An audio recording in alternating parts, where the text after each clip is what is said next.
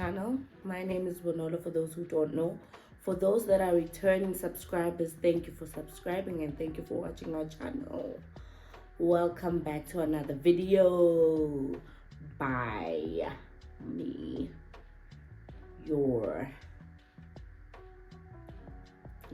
by me.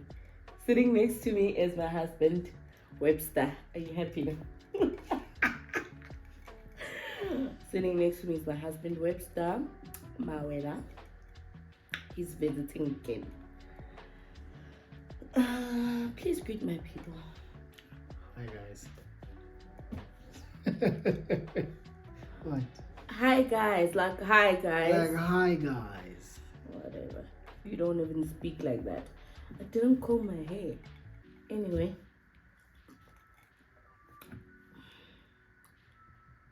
I don't know how to start this video. Start it. How? What is your topic? You know what my topic is? Yeah, they don't know. Today we're going to talk about something that happened about a year ago. Not even about, it happened a year ago. And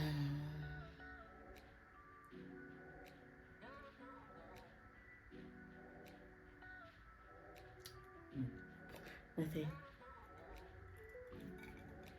It happened a year ago, and it's kind of, it's a what will I call it? A check-in. I'm checking in on you. Why are you checking on me? Because most of the time we don't check in on men, always check in on women. Why are you laughing? Okay. Yeah, what's this black thing on your nose? I don't know. Come here. Is it painful? Yes. Does it hurt? Oh. Yeah, so today I'm going to be checking in on my husband. In terms of? In terms of your emotions. Okay. Yes. So, last year, June,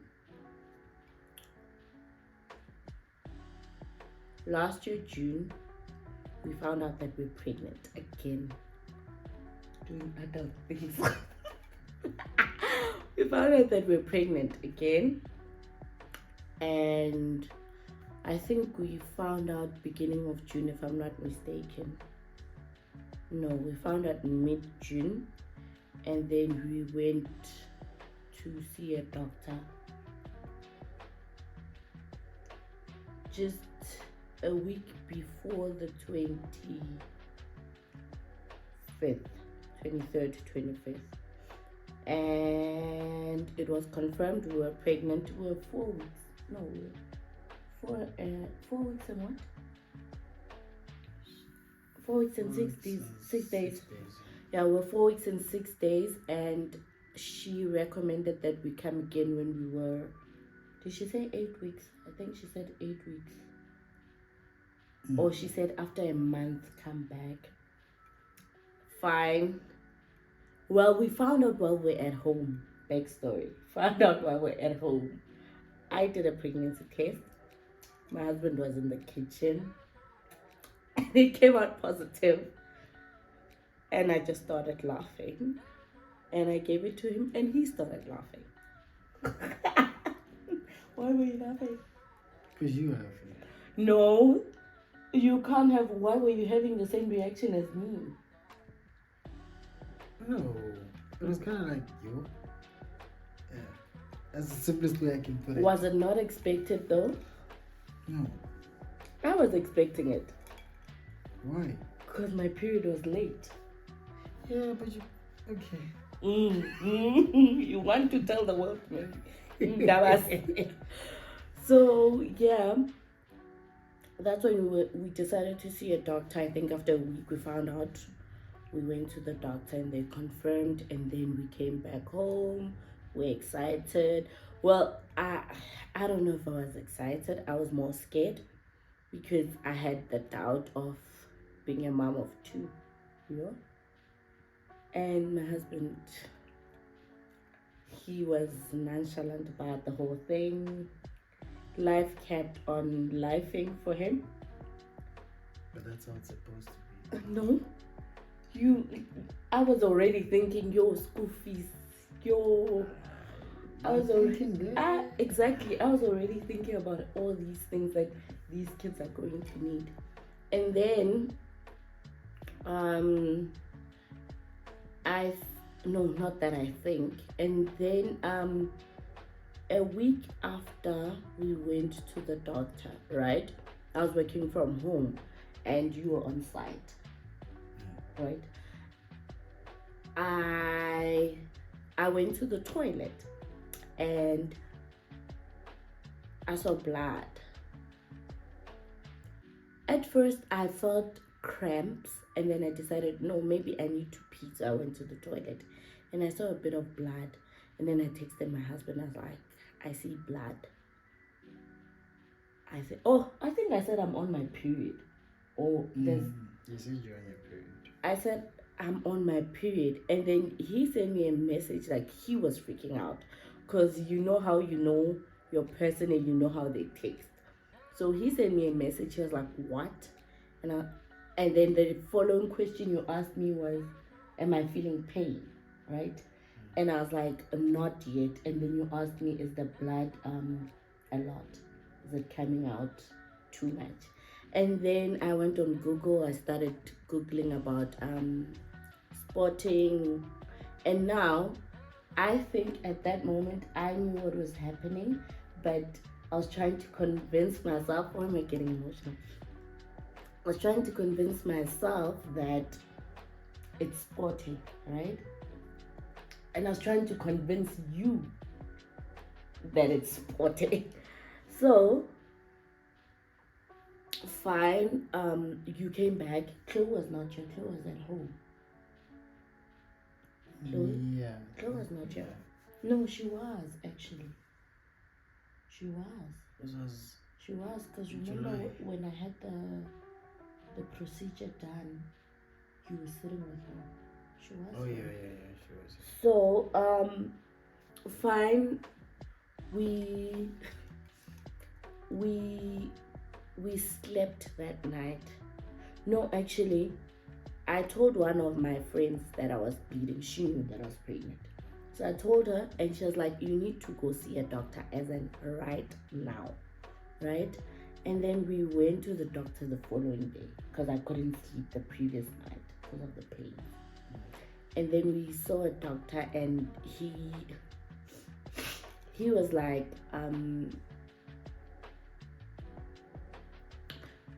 so something is irritating my nose. Sorry. So, you know, when the scan, right? The first one that we got, I could see where the baby was located. So let's say it's a cloud and the baby is at the inside the cloud, right? So when he did that, because you were not with me the second time, when he did the second one, the baby, I could see the baby was out of the cloud, like the baby was on top. So before he even told me, I knew what was happening because I could see the dot. The big dot. The big dot. I could see that dot, right? And he basically just said, you're losing the baby. And I felt like he was not compassionate about it. I felt like he did not pay attention to our emotions, right? Because he just said it and he kept moving. Because remember, he said it and then he left the room. And when he came back, I was crying. And yeah, we came back, and then he gave me pills that day for the pain. And he said that I'm gonna call it a baby. He said that the baby is gonna come out on. I'd like to believe it's a boy because I want a boy. He said that the baby is gonna come out on himself, right? So we came back and I was bleeding. Like now I was bleeding seriously bleeding and I was in so much pain. And like he said that if I'm still, are you crying? No. He said that if I'm still bleeding, then I should come back. That means he needs to do the cleaning up of everything, whatever he was doing. So the next day I was still bleeding. We went there and they sedated me, and that procedure was, as much as I was not awake to see it happening, but it was traumatic because it felt like someone violated my body, right?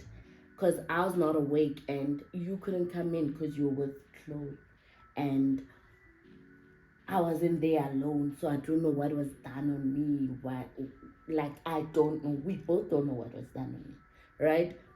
So I feel like it was more violating because I slept, and then when I had to wake up, the procedure was done, and just like that, there's no baby anymore. So, what I want to find out from you, right, is how are you after the miscarriage? I'm okay. I think. I just don't like talking about it. Why? There's many reasons. Mm-hmm.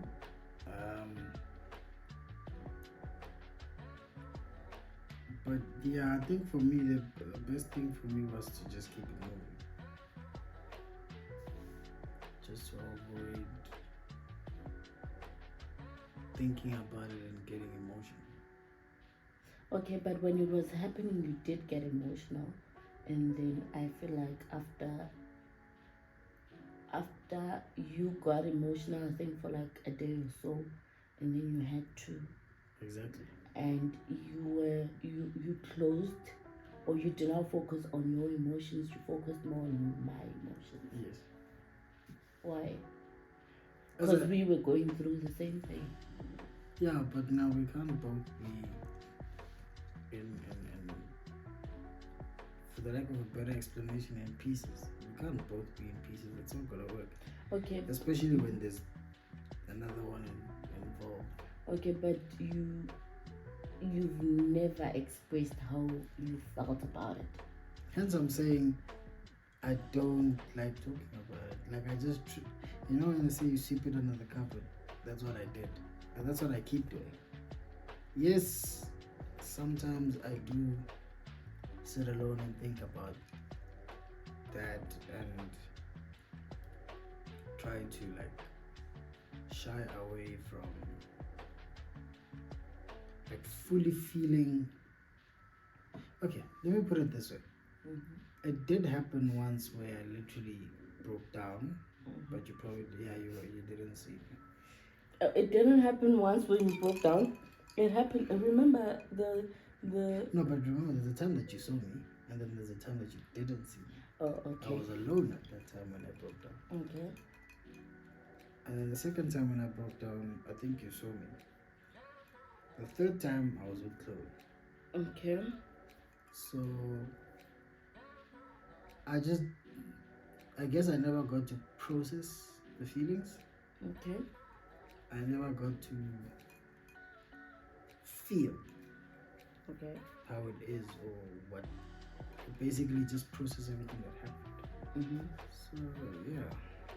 You still haven't answered me though. How are you? I'm okay. Where are you right now? I am. I'm there. But look, I'm okay, provided I don't think about it. Let's just put it that way.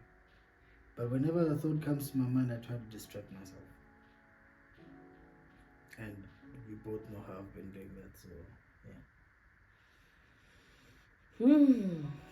Yep. So that's my thoughts. Okay. And then my next question then is, after the incident, what's your take on, were you ready to have a second child? That's the thing. Look, I think when we found out that we were pregnant, I wasn't ready. Or let me just say I don't know. So Hence the reason why I also laughed, because it was kind of like you. it was like, what the hell are we doing? Hence I said the answer to that question was you. You understand? But now that you know, and we went to the doctor and all, and the scan and blah blah blah, I started warming to the idea. Of being a father of two. Yes. You understand? So now when the incident happened, yeah, it threw me completely off. Of course, you were already preparing. Yeah, it tossed me like, yo. Okay, so right now, right, you're still a father of one. Well, you're a father of two, just that you have one alive. Right now, at this point, where are you with having a second child? Yeah, I'm not sure really. Okay. Because there's the fear of that happening again. And I don't think I can handle another one of those. You know what my fear is? My fear is, besides that happening, not even my fear, my thing about this whole thing is the moment. Don't cry, babe. Oh, come on.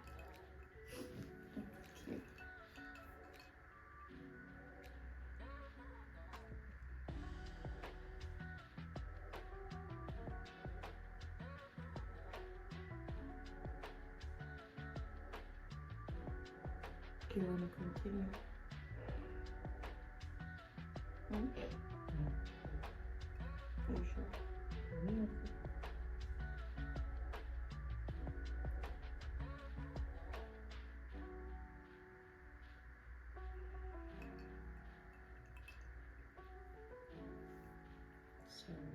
No, it's okay. My thing. We want to continue? Yes. Okay. My thing is, after like you miscarry, right? They don't tell you about the urge of wanting a child immediately. Like, it's like you miscarry, you feel that pain of I just lost a child, right? And then you immediately snap out of that and you're like, I need to make another one now to replace the pain that I'm feeling, right? To fill the void. Yes, but then also, then you start, because with me, what I've noticed is there'll be days when I'm like, I wanted another baby, right? And then there'll be days where I'm like, I think I'm done.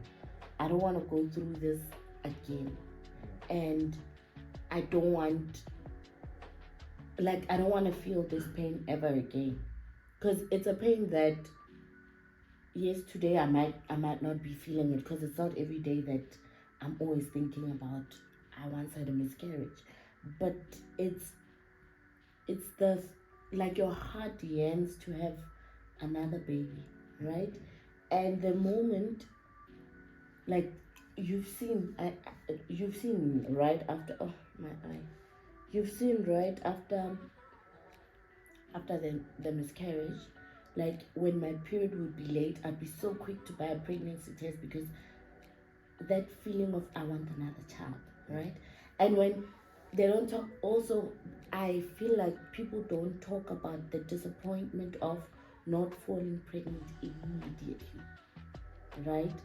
And that for me is where I'm at. Even like right now, whenever I think about a second child, is my mind is between, I'm scared of losing another baby, so let me rather not get pregnant at all. But then also it's that thing of my child needs a sibling, although she didn't say that, but like, I know what it's like to grow up as the only child, right? As much as I wasn't. So now I'm between, I don't know if I want a second baby, right? But I also don't want to deny myself that opportunity to fall pregnant again. But what if you fall pregnant and like you lose the baby again? Those are the thoughts. Hence I'm saying it crosses my mind constantly. It's been well over a year now. Yeah, a year. What happened when 23rd of July? So it still hits me. Once I mentioned the thought of this happening again. Mm-hmm. Yeah, that just scares me. Okay, but what if it doesn't happen again? Because I know other people will ask, what if it doesn't happen again? Yeah, but But you we see, never know. that question will always be a what if.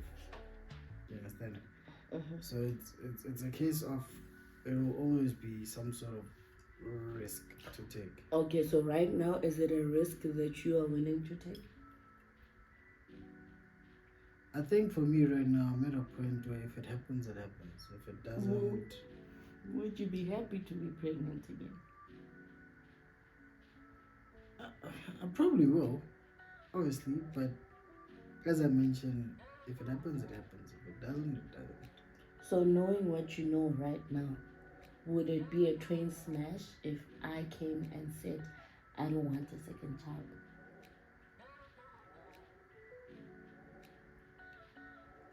Maybe. Okay. The reason I say that is, as you know, generally I did say that I'd like to have more than one. Mm-hmm. But it doesn't. Yes, it doesn't necessarily mean now I need to force to have more than one. Do you understand what I mean? If the situation allows or life allows, then it's fine. But if it doesn't, it's not gonna be like the end of the world. I'm just looking at, okay, let's look at how old we are. Mm-hmm. Are we at the point right now where we want to say, no, we are done with one? I don't think so. I don't think both of us are. You speak like we're gonna separate the way you say. No. I don't think both of us are. I'm just saying that I don't think both of us are ready to say, no, we're done with one. No. I don't think we are at that point right now where we can confidently say, naga sharp or one. No. Oh my God. I think, no, you think that now. And then baby No, fever but comes knocking. And you know what I've also noticed is that whenever I see pregnant women, I become very jealous. That's I why have this thing of, it could have been me. Yes, I wouldn't be pregnant right now. I'd probably have the baby. But I have that thing of, this would be me. This is... Yeah. That's why I'm saying it's more a case of, for me, if it happens, it happens. If it doesn't happen? It doesn't happen. Okay, so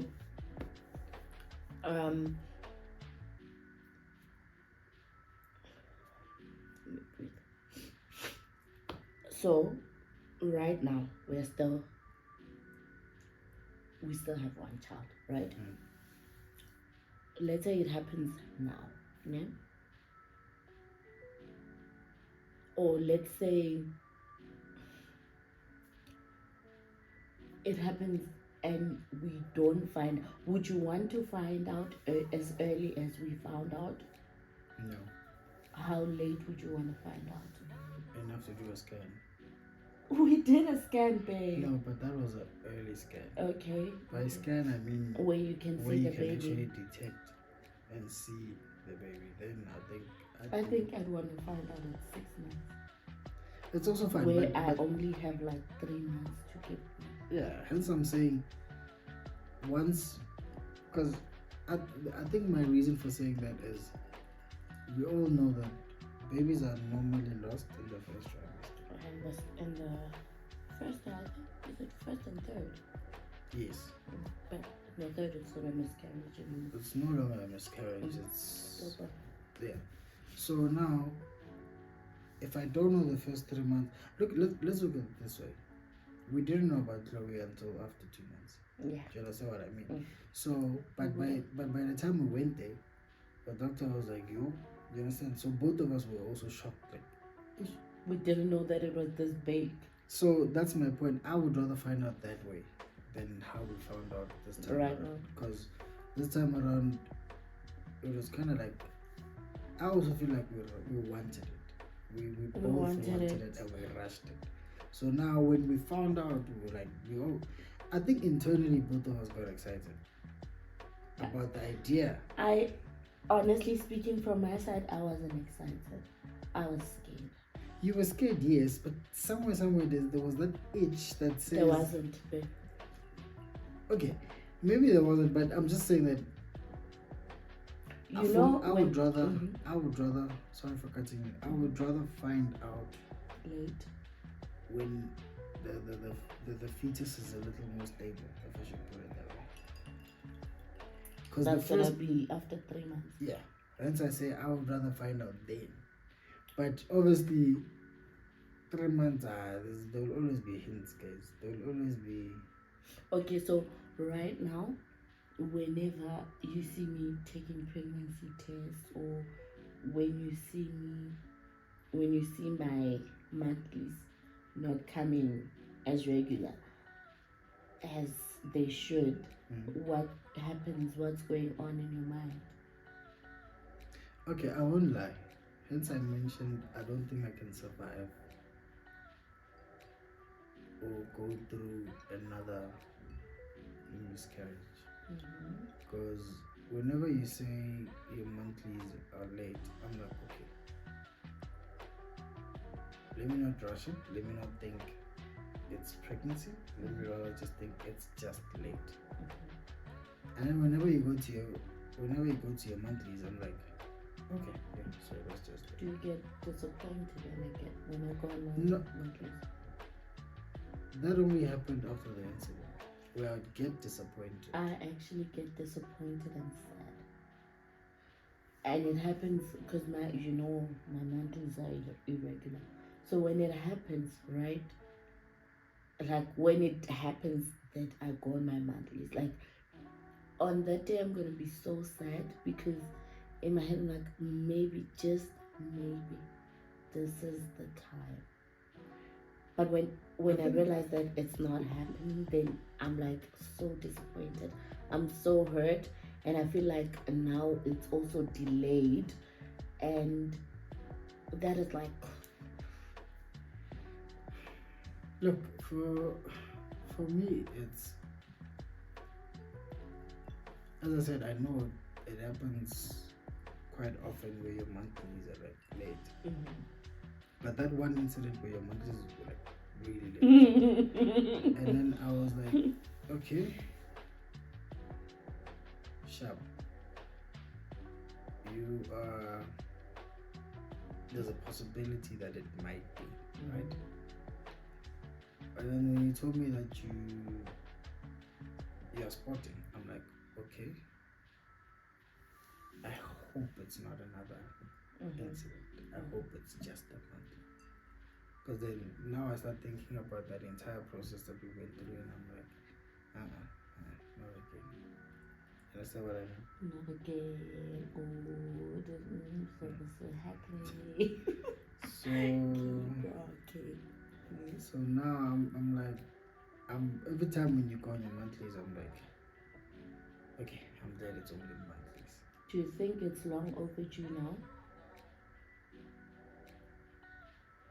No, not really, no. I'd like to, as I mentioned, I'd like to, but it wouldn't be a transmission if it doesn't happen now. How? Give it a time frame. No, I can't, because when it comes to Chloe, I thought it was bound to happen.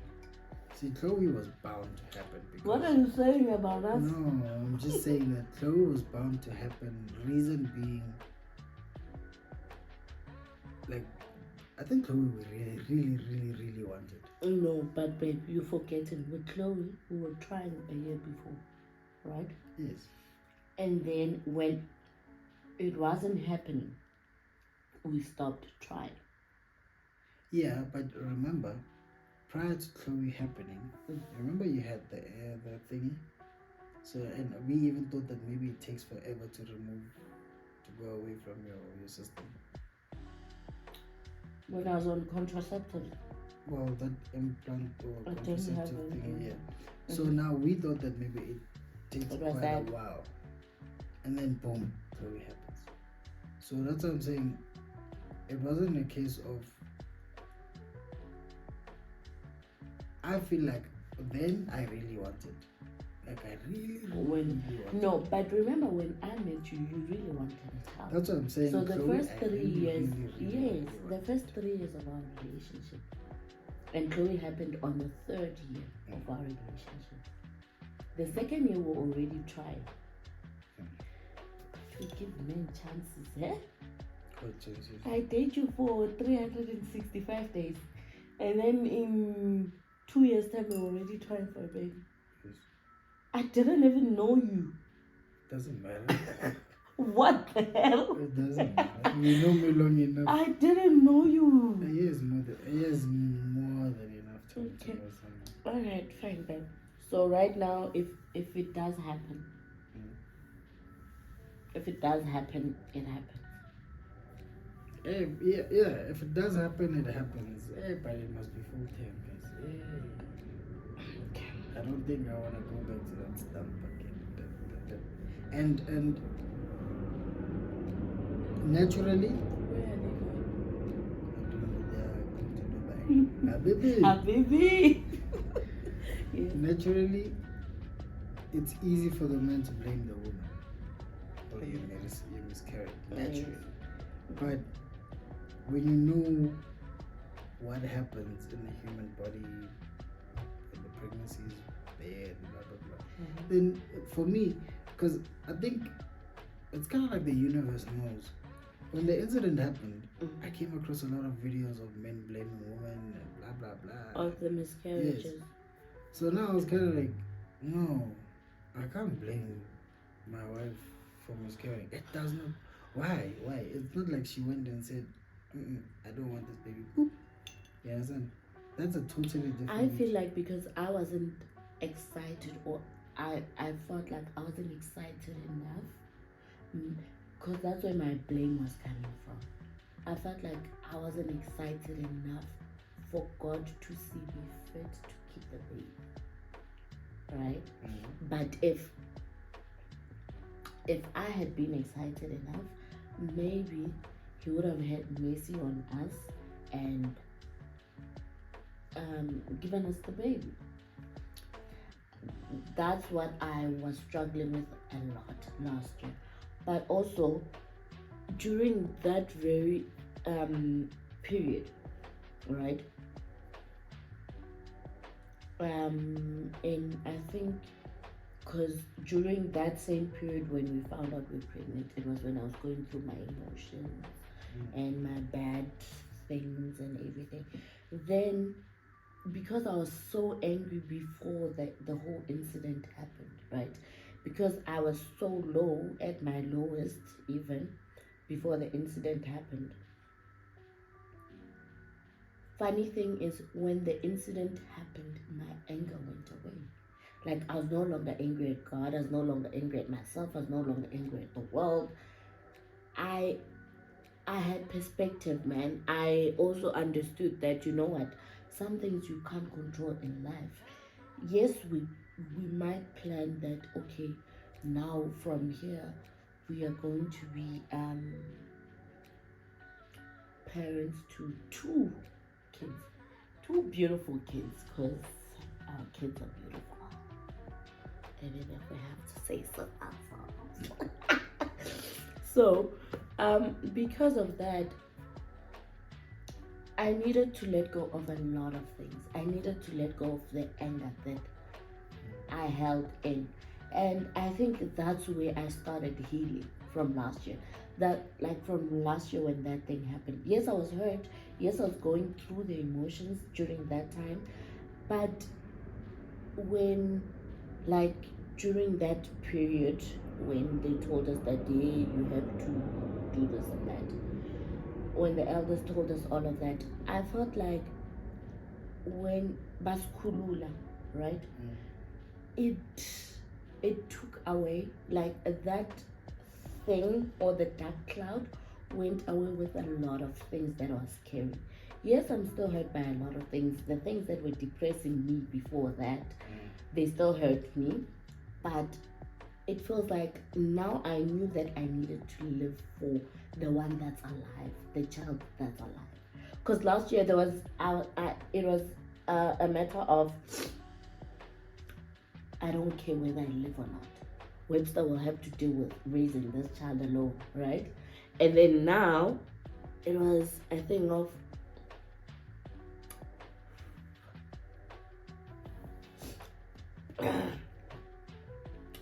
now it was a thing of, my child does not deserve what I went through, right? Chloe does not deserve to grow up without a mom. It would be very selfish of me if I had to commit suicide. It would be very selfish if, cause like imagine driving from work and like you see when you pass the airport, right? When I'll be passing there and you see those trucks, and I'll be like, okay, if I just go under this truck with this child, this man can still have like kids, right? He can still remarry. He can still, but also the one thing that was stopping me was the thought of, I saw how my dad was broken after my mom passed away. I saw how he was broken after my sister passed away, right? So it was a thing of, I don't think any person deserves to go through those things. Yes, they happen. And now you're trying to be strong for me. Yes, they happen. Oh, man, I'm such a mess. Okay. They happen, but let it not be intentional, right? And I'm not saying that people that commit suicide and it's not just them, they do it with their kids, or people who kill their kids. I would say I understand where they come from, right? While another person would say it's very selfish of them to do that. With me, I'd say once you carry a lot of burden in your life, it becomes like those things become so difficult to carry that you just want it to end. You know, when you just want silence, you just want to feel like, for once in this world, I don't want to carry anything. So I feel like it took me from that place, because now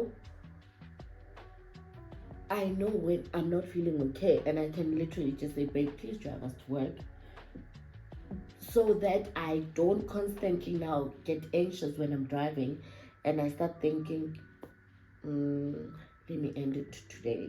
No, I can't do that. You get me?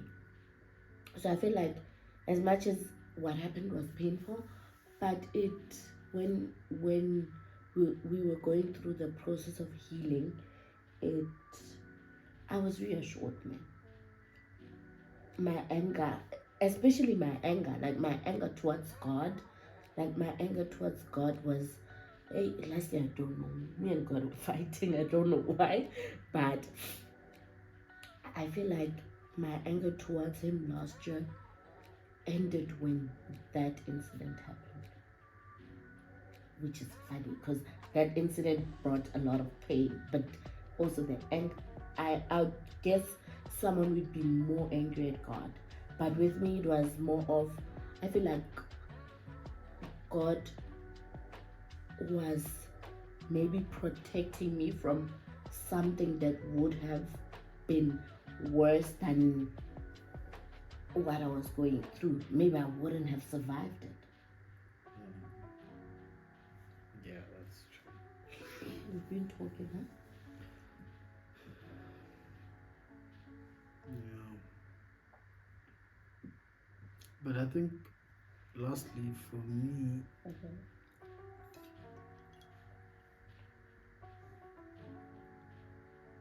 nobody ever asked me how I felt since that incident. And I've never openly shared with anyone. So, because I think if you realize that I have lost contact with quite a number of people, and that was intentional, because then I felt, yes, I understand that I never told them, but I just feel if you have a friend who knows who that your wife knows- is pregnant. not just that, like your friend will realize that there's something wrong with you. Oh, true. You understand? Hence I always know when there's something wrong with you. But don't you think that's also selfish in a way? Because I know when it happened, right? How when I told her, she was in so much disbelief that she stepped away. Right? And in the moment, because I know her and she knows me, and because she's my sister, I knew what she was doing and she knew what I needed. Right? So, as much as someone would say, but she was not there for you, I feel like she was there for me. Because the space that she gave me is the space that I needed. Right? Everyone else was up in my trying to talk about it, trying to tell me it's gonna be okay, trying to make me feel that it's not my fault, don't blame yourself. But I feel like sometimes, as much as people know you, sometimes the space is also needed. People need to also respect, because people end up saying wrong things, right? Like for us, for instance, someone would say, but it was not a baby, it was just 5 weeks. But to you, it might have just been a mere 5 weeks. But to me, I had already accepted that there's a life that I'm going to bring, right? And I needed to now take care of myself more, needed to take care and secure that pregnancy, but couldn't, right?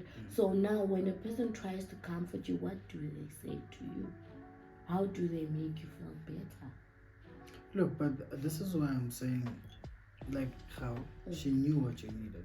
She knew because I feel like she's been in a similar kind of boat. If you understand what I mean. So now, but she knows, even without seeing you, but she already knew that something was off. You understand? So I just feel like literally the only person that I can confidently say did ask me, my guy, you don't look okay. Kikara. Everyone else just kinda, I don't know if they didn't notice or and as I mentioned, I don't blame anyone for not asking me. But because I also didn't open up to anyone. I didn't discuss it with anyone. I didn't talk about it. But as I mentioned, I just feel like if somebody's really close to you, they will notice. Okay, but you know what our hostel mother used to say? Yeah, she used to say that, and I think I said it in the previous video. She used to say that just because you are going through something, it does not mean that the world has stopped. People are still continuing with their lives, right? Even those that are close to you, remember, they know you, but they have their own problems. Yeah. And they are going through what they are going through. And because you are going through something, it does not mean that their world has stopped and their problems have also stopped. And you find that what you were expecting of them, they were also expecting of you.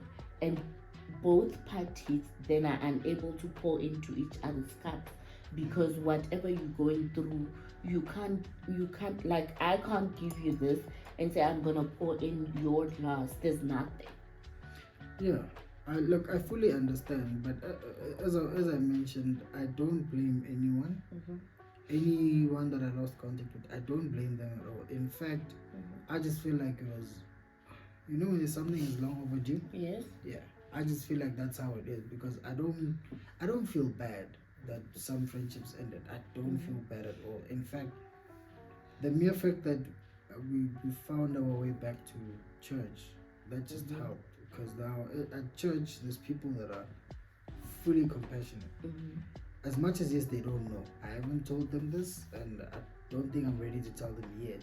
But you can just feel that it's easier for you to be around people like that. Around people you only meet when Whenever- about percentage. Exactly. So I just felt I had to pull away from a number of people because if it's not about percentage, it's not. Do you understand? So that's not a friendship. That's not a friendship that I think I'd want for years and years and years to come. So I just feel like, and I repeat, I don't blame anyone because not even my parents. Even my parents never asked me how I felt about it. I had to open up to my dad and actually just tell him, hey, dude, this is what or where I'm at. Yeah, go-ish. And then he'd be like, Yeah, go-ish, yeah. son. And then he'd be like, don't hesitate to call me whenever you feel. And as I mentioned. And did you notice that the focus was more on me than you? And rightfully so. Because we don't go through things the same way. And knowing you, it affected you more than me, in a sense. Hence I mentioned, for you, you broke down immediately. I still had to accept the situation and then start breaking down. So hence I say, even times where, like the one time that I broke down in front of you, I was overwhelmed by life, by work, by all these things. So now when you start thinking about the incident, someone just gives you a slap. You understand what I mean? But when the time that I felt bad the most was not when I broke down in front of you. It was when in front of Chloe. And the funny thing is, sorry, I couldn't keep it. I would always break down in front of her. Yeah. So now it kind of becomes weird for her as well because she's kind of like, this man's always playing with me. Why is he crying? Yeah. So and I think you were at work that day. She didn't go to school. So I broke down. I came across something. This is why I kind of hate watching videos because then you come across something that's just gonna instantly trigger. That's gonna trigger you. Yes. So now I was watching something. I think this is why I get upset when I come across videos of somebody beating their child, like there's some sort of, you understand, like the recent video that's trending. So now, when I broke down, my own daughter came and hugged me, and that was kind of like, she doesn't understand what's going on, but she's there for you. Yes. So I think since that day I can say since that day we became much closer because then, as much as she's young, she doesn't understand, but she feels. True, she does feel a lot. And whenever she feels, I start blaming myself to say, don't make her feel what you are going through. As much as yes, you can't always smile and be happy, yes, but I try to avoid. I think if you've realized, as I mentioned, the first time that I broke down, I was in the car. Yes. You guys were, I was at school, you were at work. I came back, I was working from home, so I came back, I parked, sat in the car for a good hour, thinking, collecting my thoughts. Hence I say it's easy to start blaming because I started thinking about blaming. But then in my head I started telling myself, no, but what's your reason for blaming? You don't have a reason for blaming. It's not like this was intentional or anything like that. So I just kind of broke down, honestly, had a couple of drinks after that because I just as usual. I couldn't bear sitting in the house and thinking about it again. And I was like, no. I'm gonna watch a movie, do something, just keep myself busy. So I think even till today, I still try to keep myself busy to avoid sitting and thinking about a lot of things. Through this. You understand?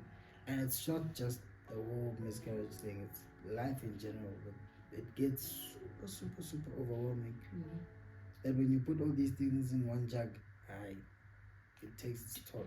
Okay, did you at any point, last question, did you at any point think that I was going to do something bad to myself? Because there was a time when I think we fought. I can't remember what we fought about, but we fought and you forced to drive. And then I started thinking about what happened to Chloe with the whole leg thing. Oh, yes. Yeah. So I started thinking about that, and I was like, if you are distracted even just a second, something could happen again. And I was like, if I can, I think that day I came to work and I came to see you at the office. I had nothing to do with. I don't like the fact that when we fight and I go to work, you follow me to the office. No, the thing is, I will follow you, but if you realize whenever we fight, I'll let you go. Yes, you do. Knowing that by the time you come back, you probably would have come down. But then it depends how you left the house. Okay. If I can see that you didn't leave the house in any way that you should be leaving, then I'm gonna come and check on you. Because me coming to check on you, I know guaranteed it's gonna come down. You know what? I don't know if I read or it was a video, right? That whenever you leave the house, and I think I need to start practicing this more.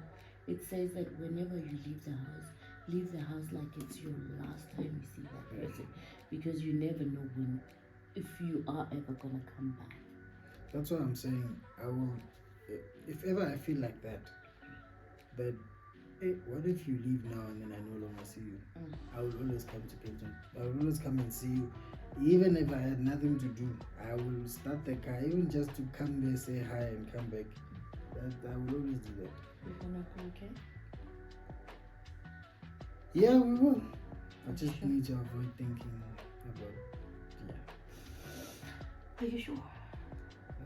I'll be fine. I'll be... Good night. You won't start crying now. I'm not gonna cry. Thank you guys for listening to our rant. Don't know how long this video is, but we'll see you on the next one. Bye. Right.